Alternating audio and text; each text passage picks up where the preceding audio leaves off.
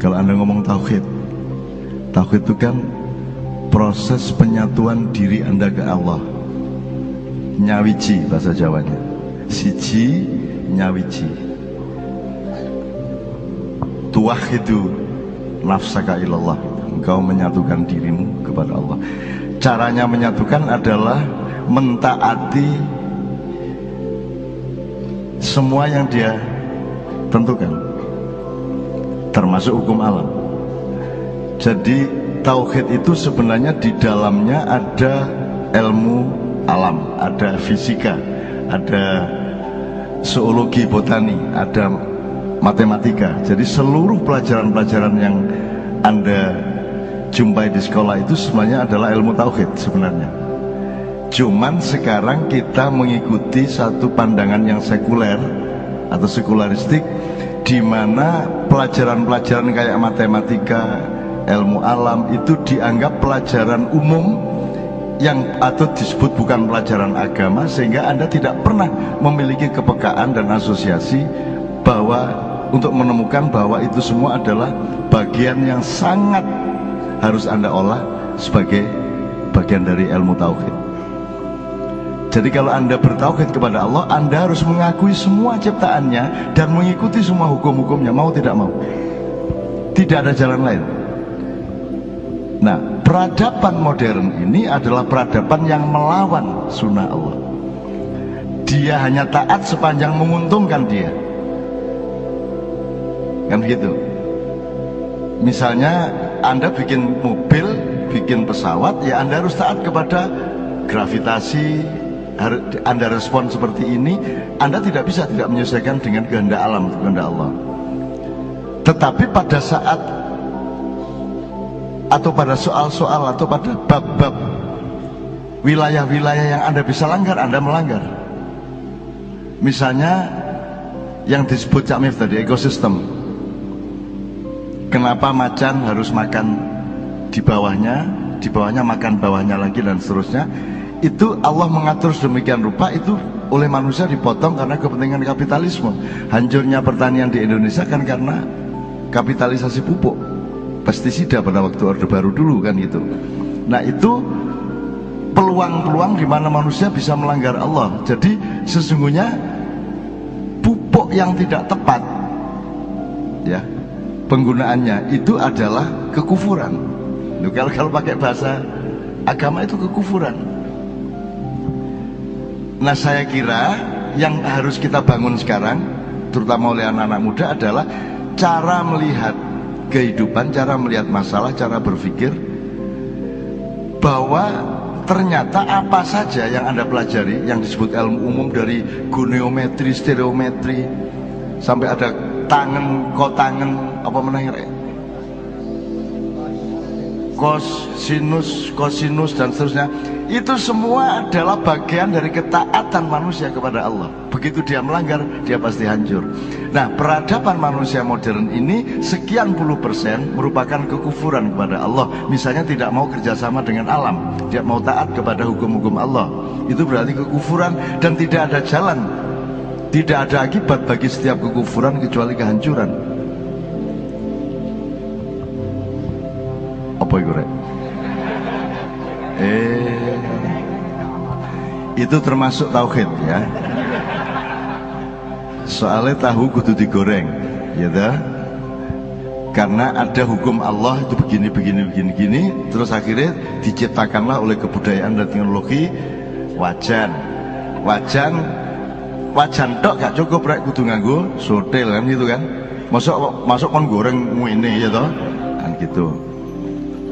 Nah saya kira apa yang disebut Cak Mif ini, menurut saya kalau kurikulum nasional belum memakai dasar pikiran dan filosofi serta pengetahuan yang seperti itu, ya nggak usah ditagih lah. Wong Pak Noe ya gak iso. Wes saiki awakmu nggak dewe, memahami dewe. Gitu loh. Kan kita ini kan pelajaran modern kan memotong sejarah sampai akhirnya lahir HAM. Hak asasi manusia itu kan lahir dari anggapan bahwa manusia itu moro-moro ono, terus dia memiliki dirinya sendiri, terus menungso iso gawe anak kan gitu kan, terus menungso duwe hak. Padahal kalau Anda melihat konstitusi mengenai hak, atau dalam bahasa Inggris right, dalam bahasa Arab hakun, hak itu bukan hak seperti yang dipahami dalam bahasa Indonesia. Hakun itu adalah kebenaran sejati dari Allah Subhanahu wa taala. Jadi tidak ada hakun nas, yang ada itu hakullah. Jadi hak asasi manusia aslinya tidak ada, karena manusia itu hanya dipinjami. Jangankan dipinjami pohon, dirinya pun dipinjami oleh Allah. Rambutmu ya disili, kan begitu. Maka engkau memperlakukan tanganmu juga harus sesuai dengan kehendak yang bikin. Kata Cahim tadi, tidak bisa tidak. Itu sebabnya kita wudhu, karena kita melakukan sejumlah kesalahan. Meripat kudune digawe ndelok apa, ojo ndelok apa kok langgar, terus digawe kesempatan wudhu. Irung kudune gawe ngambus apa kok gawe ngambus apa liyane sing gak cocok, akhirnya kon digawe wudhu. Begitu juga Anda sudah tahu dalam maknya ilmu wudhu adalah ilmu rohania, ilmu mental, ilmu moral, bukan ilmu fisik, meskipun maintenance-nya adalah fisik. Orang maknya sudah tahu itu semua sejak dulu kala, bahwa masya sing ngentut iku selitmu, tapi sing diwudhoni raimu lah gitu. Kan begitu? Karena masalahnya bukan fisik, masalahnya adalah akhlak dan martabat. Sebab nek kon ngentut sing izin duduk selitmu, sing izin raimu. Gak ono wong ngentut sing terus nutupi selit. Wong ngentut iku mesti nutupi rai. Mulane saiki nek gawe KTP mesti sing difoto duduk selit tapi rai. Mosok ngene gak ngerti arek-arek isa. Berabad-abad gak sing ngerti. Lah jelas ah. Mosok ono kantor kecamatan gawe KTP meleding kabeh, jejer terus difoto bokong enggak situ lah gak ono sih. Sing ono adalah wajah, karena wajah ini yang merupakan pusat wudhu, pusat pencerahan, pusat pembersihan, pusat pencahayaan. Wajah itu adalah ikonnya manusia, ikonnya khalifah. Dia adalah performa, main displaynya manusia. Disitulah letak dirimu, disitulah letak wajahmu. Maka Allah menyuruh kamu menaruh wajahmu di tempat yang paling bawah ketika sujud, bahkan lebih rendah daripada bokongmu. Lulak dahsyat Islam ini, dahsyat. Jadi pas sujud iki rada kudu guyu-guyu dedek tepak temen iki sujud iki bokongku nek ndukur ra kudu disarah siplikan itu. Mulane kan ngono-ngono iku ndek batinmu kok syukuri gitu loh. Mulane wong sing penting raine, misalnya siapa? Misalnya Hartono, oh sing anu iku, sing rada kreteng iku gitu kan, sing didelok kan raine. Sing mosok sing dieling-eling gegere lah gak. Makanya yang terpenting dalam kehidupan manusia adalah muwajah.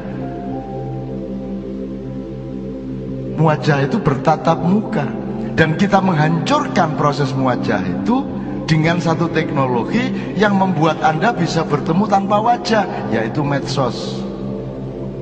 Kan itu kan, media sosial, media massa, segala macam itu sebuah rahmat yang luar biasa dari penemuan dan inovasi manusia, tapi juga sebuah malapetaka yang sangat menghancurkan manusia kalau Anda tidak mengerti bagaimana memanfaatkannya.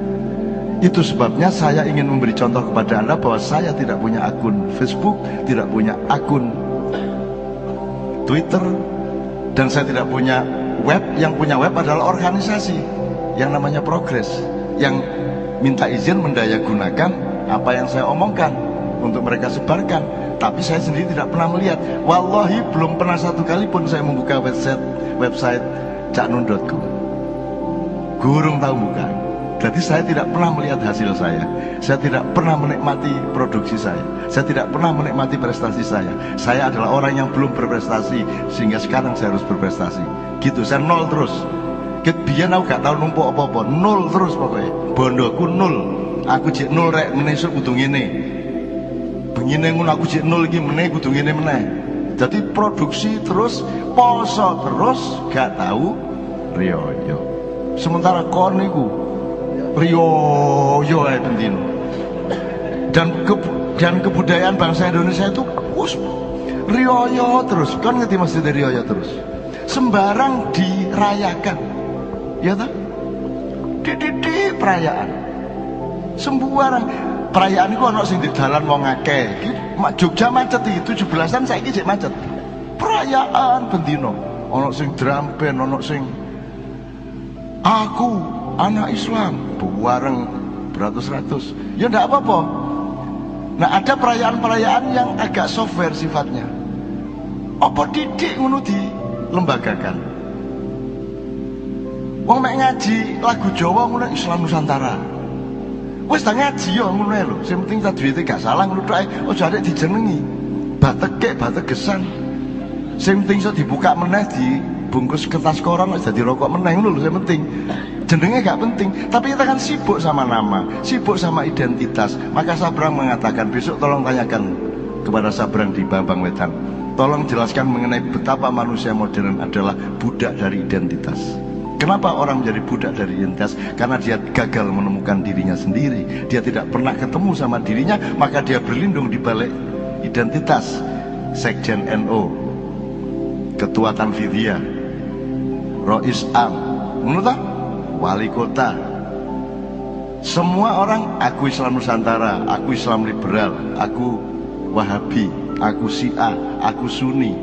Menurut kabeh, aku NU, aku Muhammadiyah. Tidak ada orang yang berani telanjang bulat dengan dirinya sendiri. Ya ojo terus kon kendel telanjang bulat.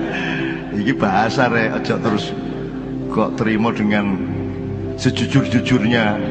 Terus kok mulai muda. Tidak ada orang yang mencari dirinya sehingga dia tidak pernah menemukan dirinya dan dia tidak pernah tegak dengan dirinya sendiri. Dan elek-elek itu yang saya lakukan selama hidup. Ketika modernisasi awal-awal di tahun 70-an dulu mulai loh rek. Mulai loh, yang jenis development dimulai tahun 70-an awal, kon gurung lahir. Dan semua orang mengatakan, bahkan tadi siang saya Jumatan di Masjid Syuhada itu masih seperti itu khotibnya. Khotib elit itu. Ya kita masih tertinggal oleh luar negeri ngono ki lho. Ya sing tertinggal apa nih? Kene iki mek gak temenan mek ngono tok. Nek soal tertinggal gak tertinggal apa sing tertinggal? Ayo sebutan apa sih sing tertinggal? Mangan. Buadokane macam-macam koyo ngono akeh.